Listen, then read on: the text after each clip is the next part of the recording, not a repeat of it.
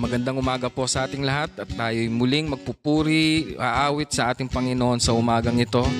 At sa awit 42 verse 1 and 2, ang sabi, kung paano ang batis ang siyang hanap ng isang usa, gayon hinahanap ang Diyos ng uhaw kong kaluluwa, nananabik ako sa Diyos na buhay, walang iba. Papuri po sa salita ng Panginoon. Hallelujah, Lord. Kami ay aawit, Panginoon, ng pasasalamat sa iyo sa umagang ito. Hallelujah, Lord. Ako ay narito ngayon, naghihintay. Inaasam-asam presensya mo'y muling maranasan. Ako ay narito ngayon, nananabik na makita luwalhati ng iyong mukha. Ako ay narito ngayon, naghihintay. Inaasam-asam presensya mo'y muling maranasan. Ko ay narito ngayon, nananabik na makita luwalhati ng iyong mukha. Sumasayaw na nga sa galak tumatawang, nananabik na makita muli mong pagbisita. Panginoong Yesus, malayang malaya ka, baguhin mo ang buhay ko, ito'y iyong iyo.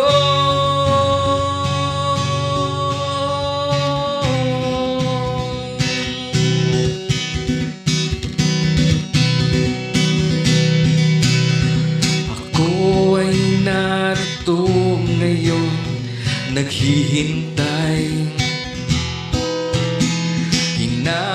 Inaasam-asam presensya mo'y muling maranasan. Ako ay narito ngayon, nananabik na makita luwalhati ng iyong mukha. Sumasayaw na nga sa galak tumatawa, nananabik na makita uli mong pagbisita. O Panginoong Jesus, Panginoong Jesus, malayang malaya ka, baguhin mo ang buhay ko, ito'y iyong iyo. Sumasayaw na nga sa galak tumatawang, nananabik na makita muli mong pagbisita. O Panginoong Yesus, malayang malaya ka, baguhin mo ang buhay ko, ito'y iyong iyo.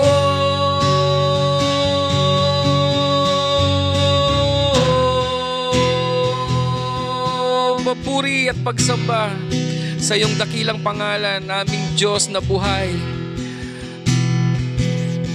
Hallelujah. Purihin ka, O Diyos, Panginoon namin. Sa iyo lahat ang papuri at pasasalamat sa umagang ito.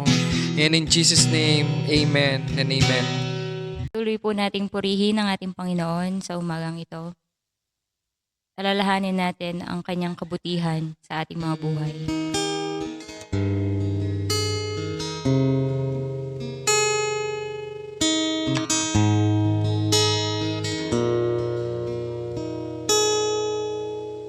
Kay buti-buti mo, Panginoon, sa lahat ng oras, sa bawat araw, ika'y laging tapat kong magmahal. Ang iyong kawa ay magpawalang hanggan. Kay buti-buti mo, Panginoon, sa lahat ng oras, sa bawat araw, ika'y laging tapat kong magmahal. Ang iyong kawa ay magpawalang hanggan. Pinupuri, sinasamba kita, dakilang Diyos at Panginoon. Tunay nga ika'y walang katulad, tunay nga ika'y di nagbabago. Mabuti ang Diyos na sa akin ay nagmamahal. Pinupuri, sinasamba kita, dakilang Diyos at Panginoon. Tunay nga ika'y walang katulad, tunay nga ika'y di nagbabago. Mabuti ang Diyos na sa akin ay nagmamahal. Mabuti ang Diyos na sa akin ay nagmamahal. Mabuti ang Diyos na sa akin ay nagmamahal.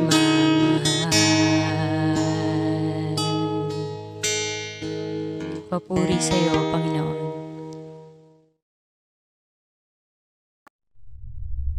Isang mapagpalang linggo po sa bawat isa.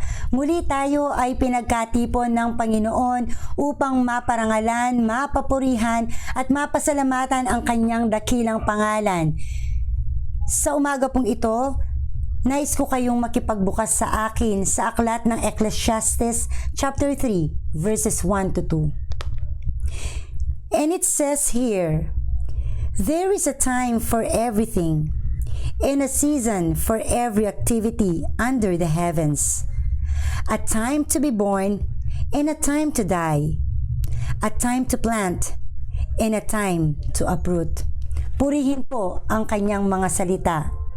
Tayo ay manalangin. Panginoong Hesus, dakila at makapangyarihan sa lahat, minsan pa'y pinupuri, pinasasalamatan ka namin sa pagtatagumpay na ipinagkaloob mo sa isang linggong nakaraan. Tunay nga, Panginoon, na ang mga pagsubok na amin pong naranasan ay amin pong napagtagumpayan sapagkat nariyan ang iyong presensya. Salamat po sa mga pagpapala. Salamat po sa pag-iingat at kalakasan. Salamat sa mabuting kalusugan.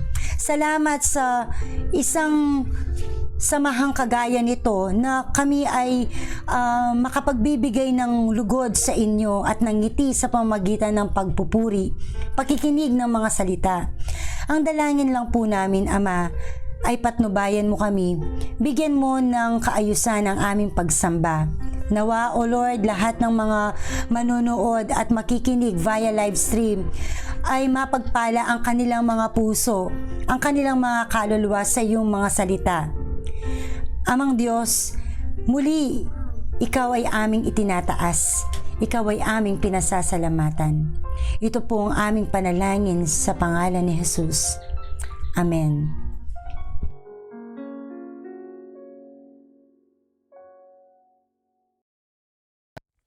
Good morning to everyone, to my brothers and sister from Faith in Christ Ministry. And sa lahat po ng mga bagong viewers namin ngayon is welcome po kayo. And a blessed Sunday morning po sa lahat. I'm inviting everyone once again na buksan po ang ating Biblia sa Ecclesiastes chapter 3 verse 1 to 2. And lilitaw po sa ating screen lahat ng mga verses na aking sasabihin. Verse 1 po, to everything there is a season and a time to everything purpose under heaven. A time to be born and a time to die. A time to plant and a time to pluck up that which is planted. Napakaganda pong salita ng ating Panginoon, yung Ecclesiastes. Kung babasahin niyo po yung verse 3 ng lahat is ini-explain po doon na lahat ng bagay ay may panahon. Pero gusto ko pong talakayin natin ngayong umagang ito, a time to be born and a time to die. Alam niyo po, ang tao, may mga bagay sa mundo na hindi niya kayang kontrolin. Magandang halimbawa po dyan, ang hangin na nilalanghap natin.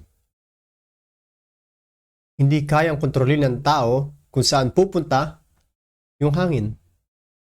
Isa din po maganda halimbawa, tubig sa lawa, tubig sa dagat.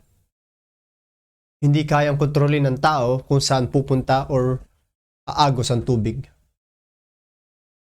Isa ding magandang halimbawa ay ang edad ng tao.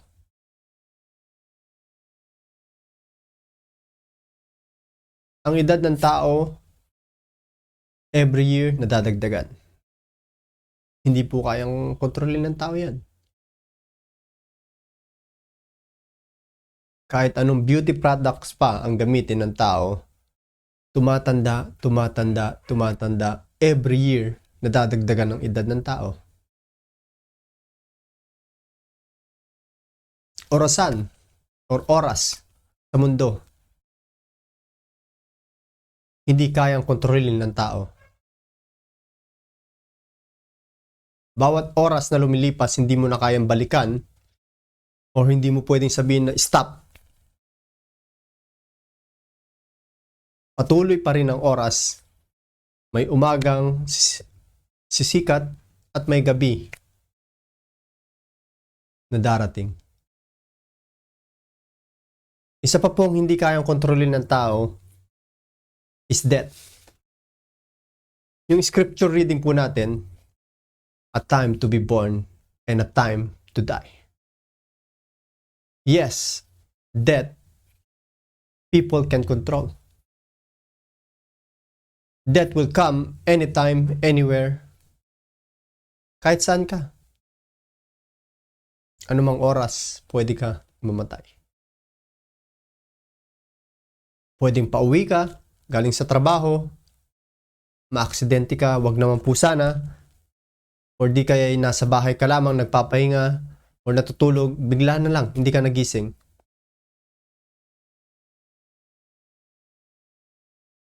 Alam ko po, hindi lahat ng tao gustong pag-usapan ng kamatayan. Para sa kanila, may mga tao na kalungkutan, paghihinagpis.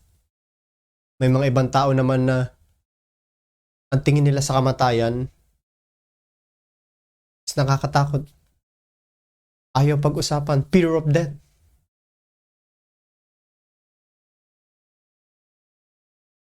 But I think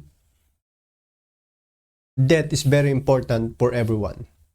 sa lahat po ng tao, napaka-importante po ang kamatayan. Because death is a normal end to all individual life on earth and the beginning of afterlife. This morning po is very short message lamang po ang aking gustong ibahagi sa bawat isa. And it's just a reminder that our life is just a temporary. Ang title ng message natin ngayong umaga is Life is Short. Maiksi ang buhay. Hindi mo alam kung kailan ka mamamatay. Maybe after 30 years, maybe after 20 years, 10 years, 5 years, 1 year, or maybe 1 month, or 1 week, maybe tomorrow, or 1 hour, or 60 seconds na lang pala ang natitira ngayon sa buhay mo. Mamamatay ka na. Ganun po ang kamatayan. Hindi mo alam kung kailan darating. Huwag mo sabing malakas ka or bata ka. Sa mga balita ngayon, may mga batang namamatay dahil sa sakit, o di kaya'y na-aksidente. Ngayon po, sa panahon ng pandemya, 8 months na po nakakaraan or mag-1 year na actually. Mag-1 year na ngayon December nung magsimula yung virus.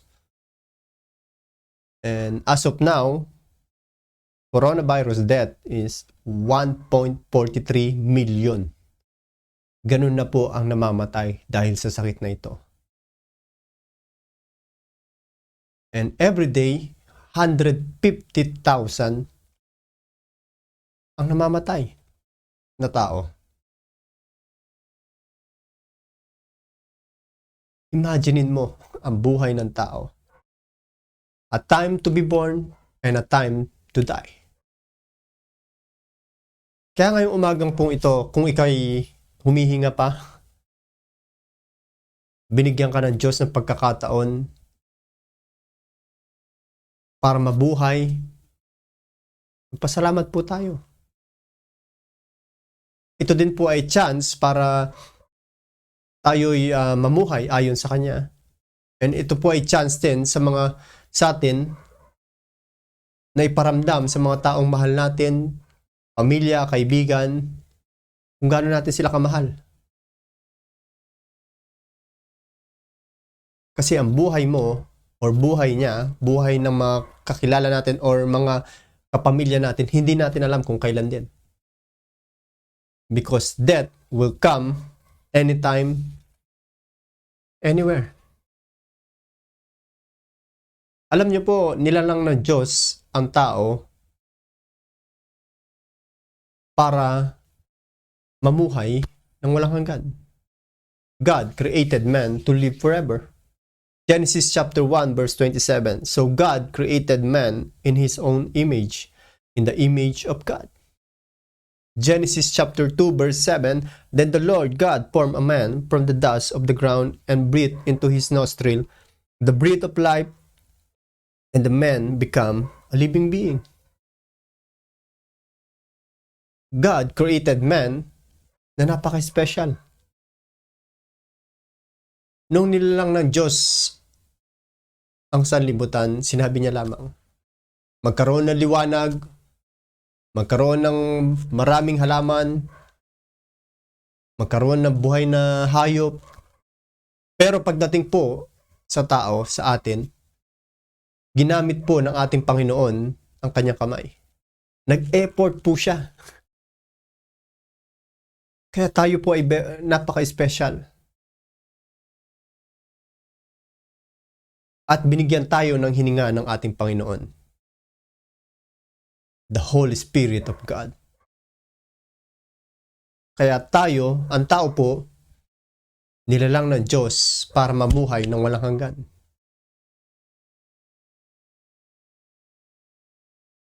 Pero dahil sa kasalanan, dahil sa pagsuway ni Eva at Adan, nung sinabi ng Diyos na huwag mong kakainin yung prutas na iyon, tree of life,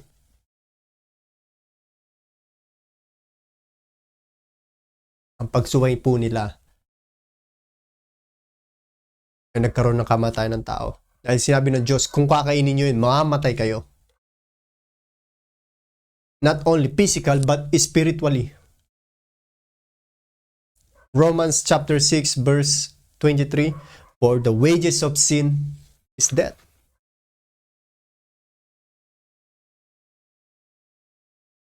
Dahil sa pagkakasala ng tao, ang pagsuway ng tao sa ating Panginoon, nagkaroon ng kamatayan. Genesis chapter 3 verse 19, for you are dust, and to dust you shall return.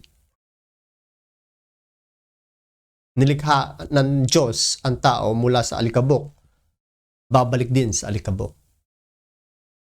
Dahil sa pagkakasala po ng tao. Kaya nagkaroon ng hangganan ng buhay ni Adan na 930 years nung siya'y namatay. At pagkatapos ng generation ni Adan, paiksi ang buhay ng tao. Genesis chapter 6 verse 3, then the Lord said, my spirit shall not strive with men forever, because he also is flesh. Nevertheless, his days shall be 120 years. Kung dati binigyan tayo ng Diyos ng walang hanggang buhay, dahil sa pagkakasala ng tao, sila Adan, 900, 800, pababa ng pababa. Ang naging buhay ng tao dito sa mundo. Dahil sa pagkakasala. 120 years. Ngayon po, ang umahawak po ng world record, kung di po ako nagkakamali, is isang Japanese woman. Siya po ay 117, si Kane Tanaka. 117 years. So may 3 years pa po siya sa ibinigay ng Diyos. Wala pa po ako sa kalahati ng edad niya, pero nakakaramdam na po ako ng iba't ibang karamdaman. Minsan masakit ang aking likod or ulo. Ang tao po ngayon, pabata. Yung sakit, madami na po nararamdaman ng tao. Ngayon, yung COVID-19 or coronavirus, mapabata, matanda, kahit sino walang pinipili. Kapag ikaw ay natamaan, pwede mong ikamatay.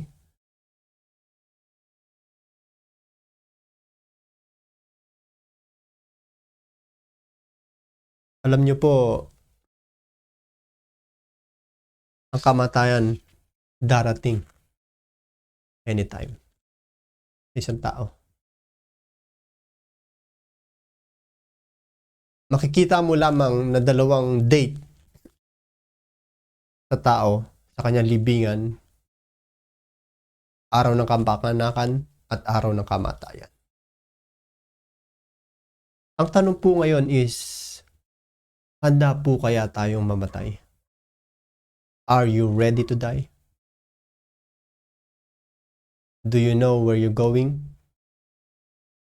Alam po ba natin kung saan tayo mapupunta pag tayo namatay? O ang pagkakalam lang natin pag tayo namatay is wala na.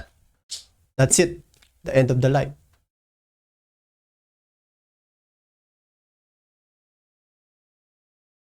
Alam po ba natin na may buhay pa pagkatapos ng kamatayan?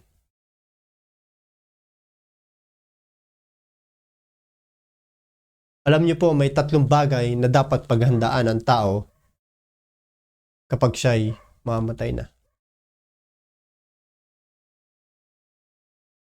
Una po dyan, ang dapat paghandaan ng tao, prepare yourself for eternity. Pagkatapos ng buhay dito na panandalian lamang na binigay ng Diyos,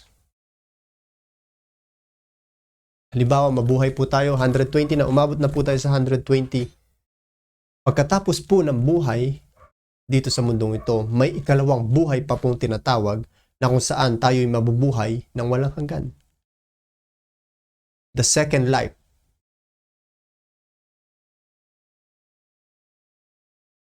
Sa second life, may dalawang lugar pong na mapupunta ng tao. Ito po ay ang impyerno at ang langit.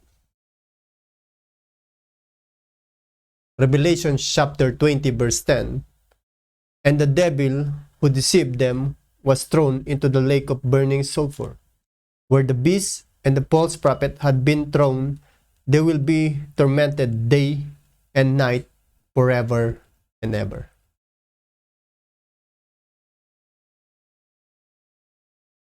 Ang tao po kasama ng Diablo, ng Satanas, ni Lucifer, na masusunog sa lake of fire araw-gabi.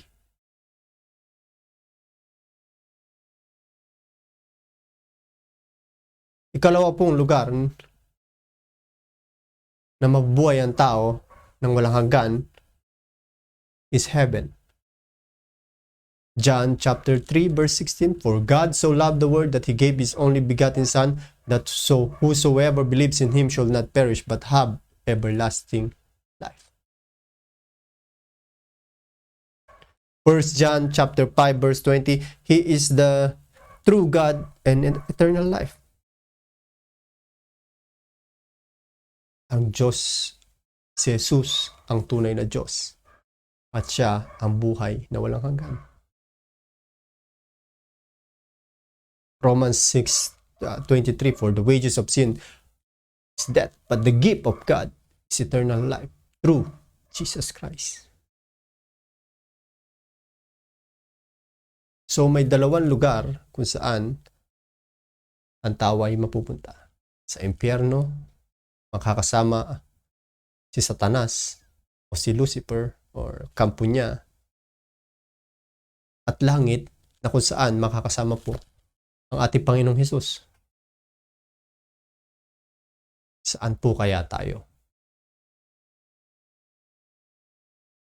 Ikaw. Saan ka?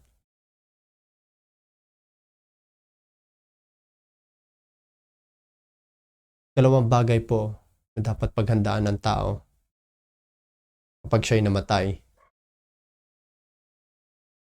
Prepare yourself to meet God. Alam niyo po, karugtong ng number 2 ang number 3, which is prepare yourself with judgment. His judgment. Pero pag-usapan muna po natin ng number 2, prepare yourself to meet God. After death, human will meet God. Sa muli niyang pagkabuhay, siya'y haharap sa Diyos. Para sa mga believer or Christian, ito po ay hope.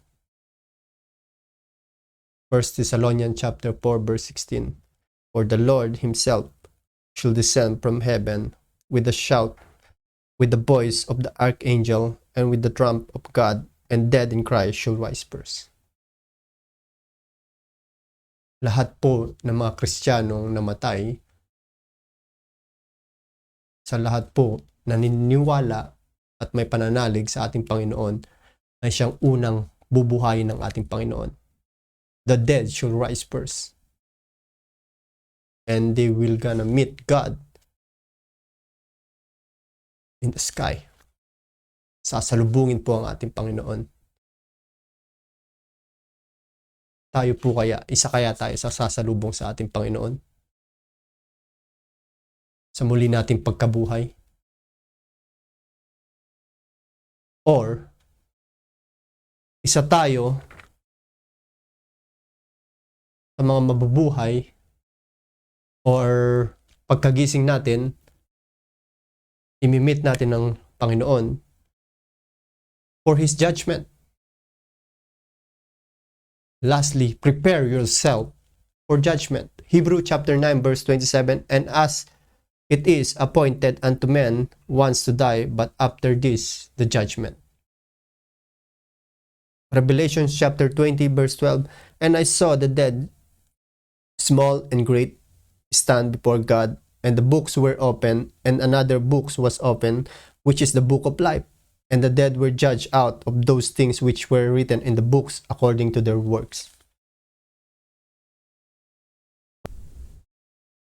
Ito po yung judgment ng ating Panginoon kung ikay mapupunta sa langit o ikay mapupunta sa impyerno.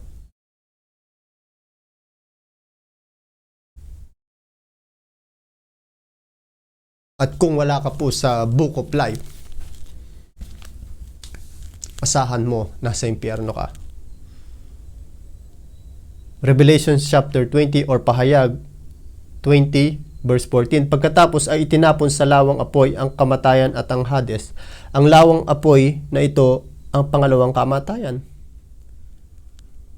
Verse 15, itinapon sa lawang apoy ang sino mang hindi nakasulat ang pangalan sa aklat ng buhay. Yun po ang pangalawang kamatayan na binabanggit ko kanina. Na kapag wala kang sa book of life, kung wala kang Kristo sa puso ngayon, kapag ikaw ay namatay, ay doon ka mapupunta sa impyerno.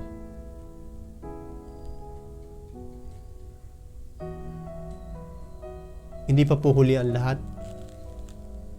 Kung wala ka pang Kristo o hindi ka pa sigurado kapag ikaw ay namatay, ngayong umagang ito, it's just a reminder for everyone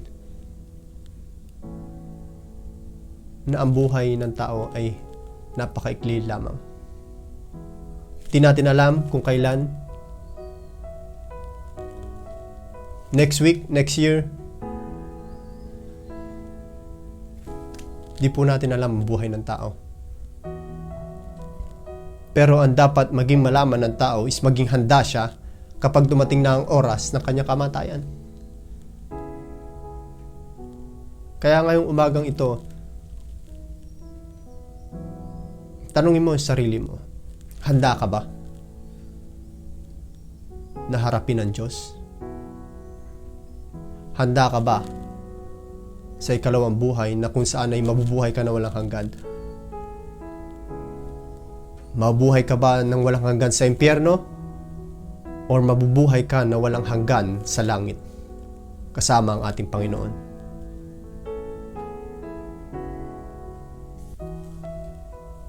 Ngayong umagang ito, inimbitahan ko po ang bawat isa na tayo'y manalangin.